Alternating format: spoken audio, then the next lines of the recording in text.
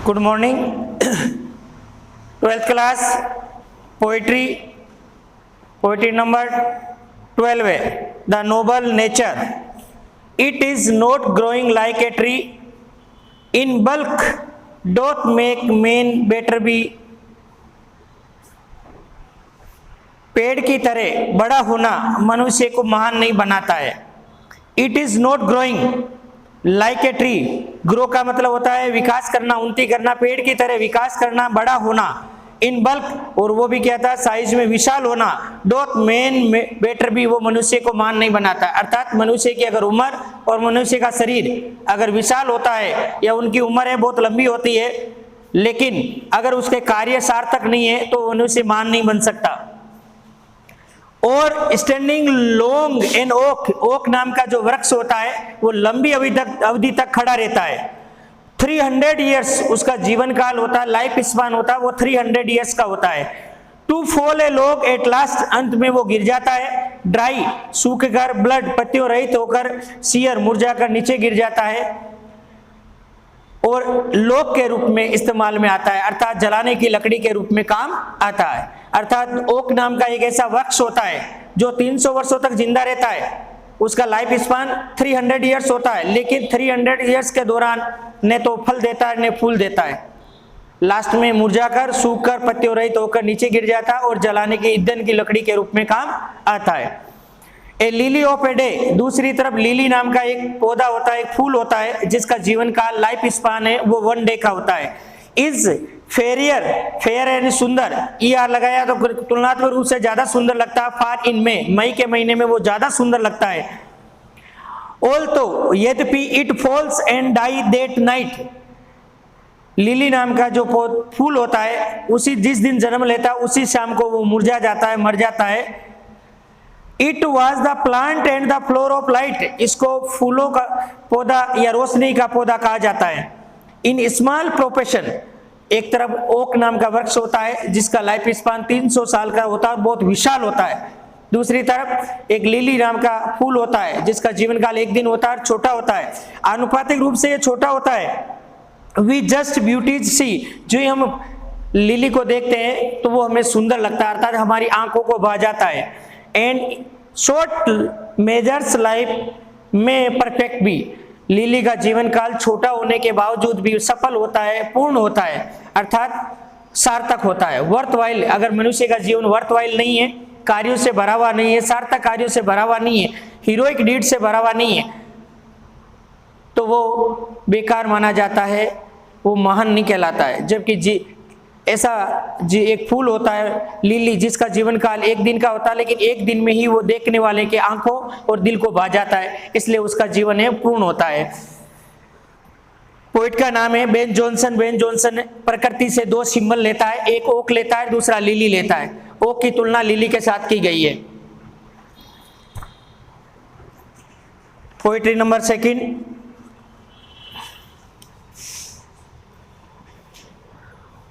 A boy song.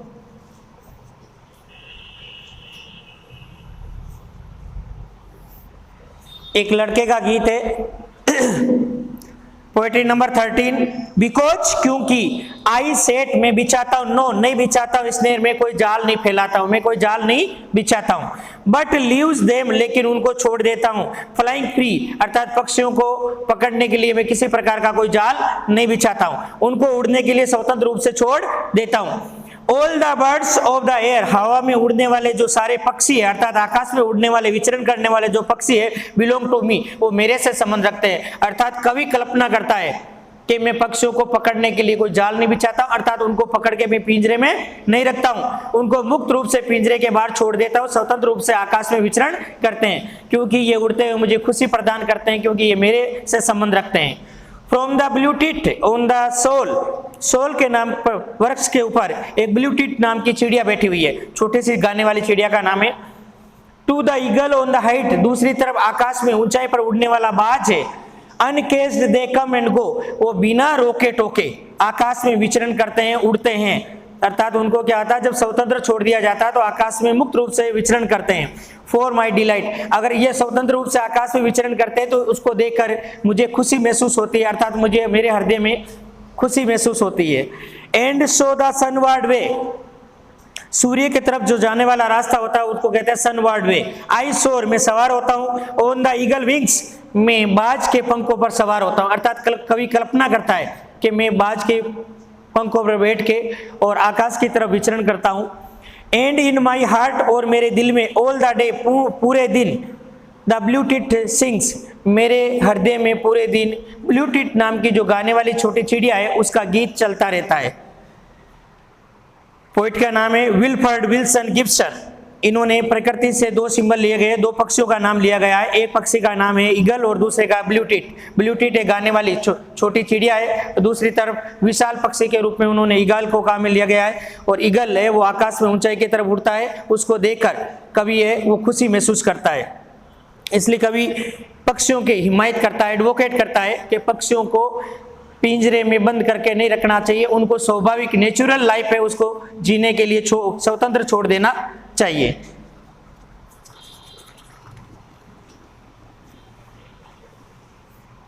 Fourteen number की poetry है the hope. Hope is given different name. Hope, आशा, आशा के अलग अलग नाम दिए गए हैं। सम कॉल्स, कुछ लोग इसको पुकारते हैं इट एक्सपेक्टेशन, उम्मीद के नाम से पुकारते हैं। आशा को एक्सपेक्टेशन कहते हैं। अदर टर्म्स, जब दूसरे की बारी आती है इट फ्यूचर रिलीवेंस, उसको भावी प्रासंगिकता के नाम से पुकारा जाता है। सम अदर थिंग्स, कुछ लोग अन्य लोग इसके बारे में सोचते हैं it A major of the beneficiation, इसको कर्मदान कहते हैं या मेजर ऑफ द बेनिफिकेशन के नाम से जाना जाता है। आपसे पूछा जाएगा कि होप के डिफरेंट नाम क्या दिए गए हैं, तो इसमें पहला वर्ड आया हुआ है एक्सपेक्टेशन, दूसरा आया हुआ है फ्यूचर रिलीवेंस और थर्ड आया हुआ है major of the beneficiation. To me, मेरे लिए, hope is the creation of soil, कभी कहता है मेरे लिए आशा का अर्थ होता है आत्मा का सर्जन करना, क्रिएशन ऑफ माइंड या सोइल। दैट मेक अस, जो मुझे बनाता, फील प्लेजरसम, आशा मुझे क्या था अंदर से खुशी प्रदान करती, महसूस करवाती है।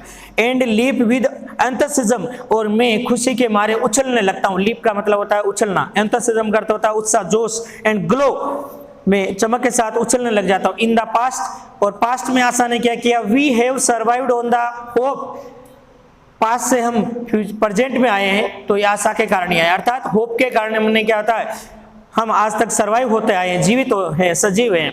वी सरमाइज, हम अनुमान लगा देते हैं, ऑफ द फ्यूचर, भविष्य का भी हम अनुमान लगा देते हैं। किसके कारण, बिकॉज ऑफ द होप, आशा के कारण ही आने वाले फ्यूचर का भी हम अनुमान लगा देते हैं। हम पढ़ाई करते हैं तो इस उम्मीद के साथ करते हैं कि हमारा फ्यूचर है वो आगे अच्छा बनेगा। होप किल्स नेगेटिविटी इनसाइड, जो हमारे अंदर नकारात्मकता होती है वो आशा है उसको मारती है, खत्म करती है, कम करती है। एंड फील अस, और वो हमें भर देती है विद काम एंड क्वाइट, हमें शांति से और सुकून से भर देती है। Hope make the bird fly, आशा है वो पक्षी को उड़ने के लिए, या आशा के कारण ही पक्षी उड़ जाता है, इस उम्मीद के साथ उड़ जाता है, किस उम्मीद के साथ, in search of food for young one, कि वो अपने बच्चों के लिए कहीं ना कहीं उसको भोजन मिलेगा, इस उम्मीद के साथ पक्षी भी उड़ जाते हैं। एंड मटेरियल, और उनको वो मटेरियल मिल जाएगा। टू बिल्ट देयर होम, वो तिनका मिल जाएगा जिसके कारण वो अपना घर मकान बना सकते हैं, घर घोंसला बना सकते हैं। इट इज द होप, ये आशा ही है, दैट मेक ए बर्ड, जो कली को शाखा पर रुकने के लिए कहती है। Stay on the branch and Bloom, कि तुम शाखा पर रुको, एक दिन क्या होता है तुम भी खिलोगी। Trees lose their leaves with a hope, पेड़ भी अपने पत्ते इस उम्मीद के साथ छोड़ देते हैं, पुराने पत्तों को पेड़ छोड़ देते हैं, अर्थात वो पेड़ से झड़ जाते हैं। That one day it will be laden with green hues, कि एक दिन वो भी हरेरी पत्तियों से लद जाएगा वापस। Hope enlighten of the life gloomy through fear, hope है जो हमारे जीवन के अंदर आशा, जो अंधकार में रास्ते होते हैं उसको उसमें चमक लाता है, उसको रोशन करता है। And make us feel freshness and warm, हमें गर्म जोशी और हमें ताज़ा महसूस करवाता है। ऑफ द डे हेड, और आगे के दिनों के लिए हमें क्या आता है आशा से और ताजगी से भर देता है। Hope makes life go on, hope जीवन को चलायमान रखता है, गो ऑन का मतलब होता है जीवन को चलाना, जारी रखना। होप है वो हमारे जीवन को जारी रखता, चलायमान रखता है। Life is a derivative, life एक जीवन एक वियुक्ति है ऑफ द फंक्शन, कार्यों की एक वियुक्ति है कॉल्ड होप, जिसको हम आशा कहते हैं। Hope is the prime excellence, hope है वो सर्वश्रेष्ठ कार्य है। Right from the day one is born, ये उसी दिन से हमारे अंदर आशा आ जाती है जिस दिन हम जन्म लेते हैं, अर्थात मनुष्य जिस दिन जन्म लेता है उसी दिन से उसके अंदर आशा का संचार हो जाता है और अपने जीवन में आशा के कारण ही आगे बढ़ता है और फ्यूचर का अनुमान लगाता है। Thank you.